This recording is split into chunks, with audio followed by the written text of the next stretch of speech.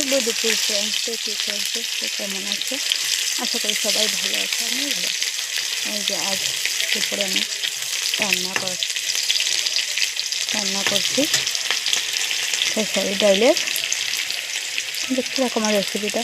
এখানে মশলা নিয়ে নিলাম, পেঁয়াজ চামচ করলাম, মশলা নিয়েছি। এই যে মশলাগুলো ভালো করে বেজে নেবো। এখানে গোটা জিরে নিয়েছি, কাঁচা লঙ্কা, আদা, পেঁয়াজ, এগুলো মশলা নিয়েছি। হলদি তো লাগবেই না। মশলাগুলো ভালো করে বেজে নেব।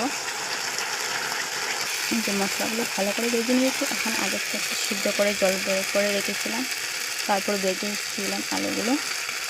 এই আলুগুলো দিয়ে দিলাম এখন সিদ্ধ করে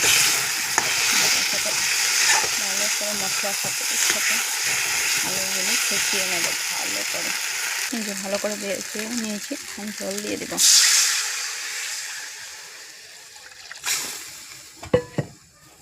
এই যে জলটা ফুটে উঠে গিয়েছে, এখন দিয়ে দেবো খেসারি ডালের বড়া।